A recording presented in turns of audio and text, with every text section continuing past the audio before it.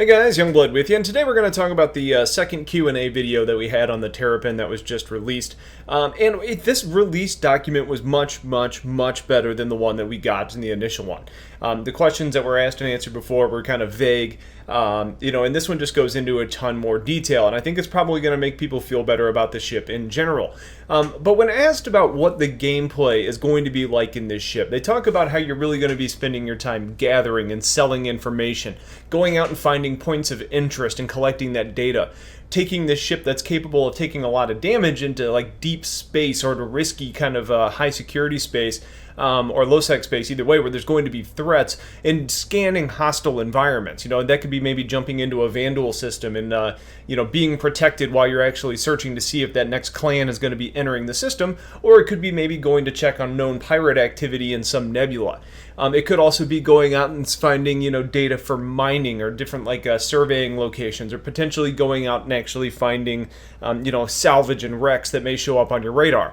It's going to be good at collecting data. It's almost kind of a hybrid explorer type Herald in a way, with the focus on data as opposed to being more cargo focused. And when we get a little bit more clarification in this, specifically when comparing it to the Freelancer Dur again, we finally start to get an answer where the Dur is an exploration ship that is more focused on finding things and having the ability to actually collect them, whether that be mercantile type things or salvage or maybe other items to kind of help you supplement your exploration so you can bring it back and sell those plus your data.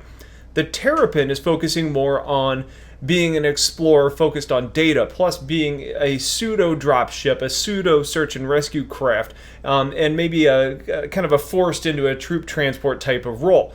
Types of situations where otherwise you might use the Argo, but the Argo may not be enough of a ship to help you actually complete your tasks.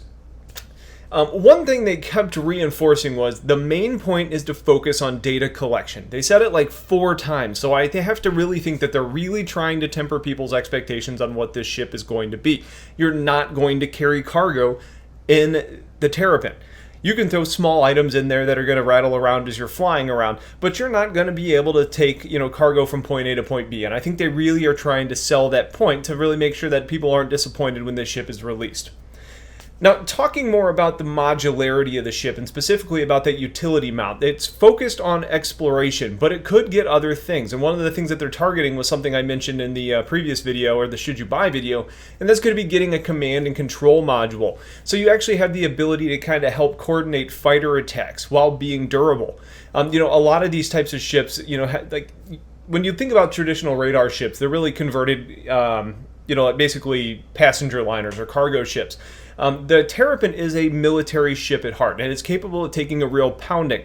And if you're able to kind of command your fleet without having to worry about having a bunch of people assigned to protecting you, your overall operation is going to be more successful at the end of the day. Now, for those of you that are concerned about signature, I think we see things like there's a big power plant, there's big shields. We see that it's going to be putting out a big signature.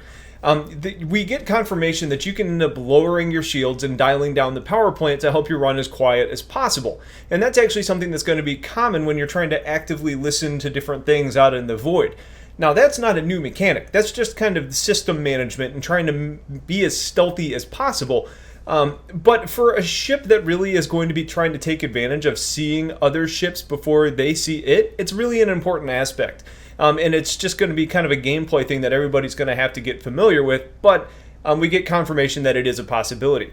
Now, even if your shields are down, the ship is durable enough to take a beating without too much concern if you end up being ambushed. So, it's not a real threat for you to sit there with your shields down to keep your signature low, even though, you may be a little bit more at risk. The armor's there to keep you protected, and with the scanning, the risk of actually being ambushed is really going to be pretty minimal. Now, high-grade components on this ship, specifically when we're talking about the shields, they're really trying to clarify that the ship is considered to be a small ship. I personally think it looks to be more of a small mid-sized ship, but either way, it's classified as a small ship. But it's going to be carrying the shields of a bigger ship, like a Constellation or a Freelancer. So when you combine the fact that it ends up having the overpowered power plant plus the increased size of shields, you're actually going to have the ability to really maintain a I guess, a shield shell in addition to the armor shell that you're going to have on it. Now, the weapons were confirmed to be less than what we initially thought, or at least what I initially read when we were going through this, and it's going to have 2 size 2s on the turret.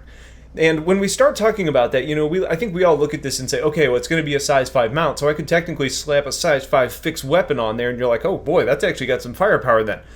That ended up being a mistake that was overlooked from the old sizing model, because remember, this ship was actually concepted back when they were doing the Reliant, which was when they were looking at kind of the pseudo-starter crafts. So it is the old sizing model. So what we're probably looking at is going to be a size 3 or a size 4 mount there, maximum size, in all actuality, depending on how they decide to give you different customization options in that spot. Now, when they mention the oversized power plant, they also go on to say that the weapons could be a little bit more hard-hitting than you would expect. So what I take that to mean is that you can overclock your energy weapons if you put them there, to kind of deal a little bit more juice and have the power plant to back it up. So they may end up performing more like size 2.5 guns instead of just size 2. Now, you only are going to have those size 2 weapons because they again reconfirm that the utility mount is not going to be able to attach weapons, but it's better than nothing, I guess. Now, they want to add versatility, though, and I think they're getting to that point with just about any ship. So things like search and rescue, you're going to be able to probably attach different things to that utility mount. So instead of it just being, scanner or radar focused, you may be able to put like a point defense system there, or maybe like a suppressive flak style weapon. They also mentioned potentially distortion cannons, but I'm not really sure why that was mentioned, since you could probably do that anyways today just using the item management system. Now, they want options that are in line with the role of the ship. And I mentioned electronic warfare before would be a natural fit, and I still have to believe that based on that statement, plus just what we know about all these different systems, that an E-War suite has to be an option. And I think it's something we're going to see, whether it ends up being options they talk about or whether it just ends up being something you can slap on there down the line. I think it just makes sense and is going to be something we probably end up seeing.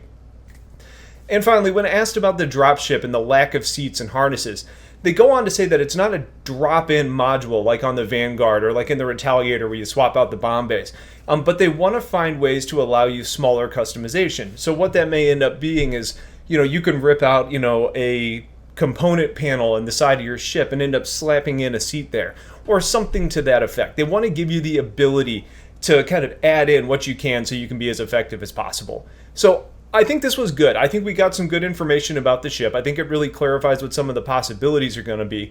And I think it provides a little bit more value and clarification on what this ship is really meant to be and how you can use it. So if you are a fan of data collection and exploration and potentially all the things that kind of fall within that category, the Terrapin's for you. If you want something that's explorer/cargo moving, it's not a good option. So if you have questions about any of this, please let me know. Otherwise, I appreciate you guys watching. Have yourselves a wonderful day and take care.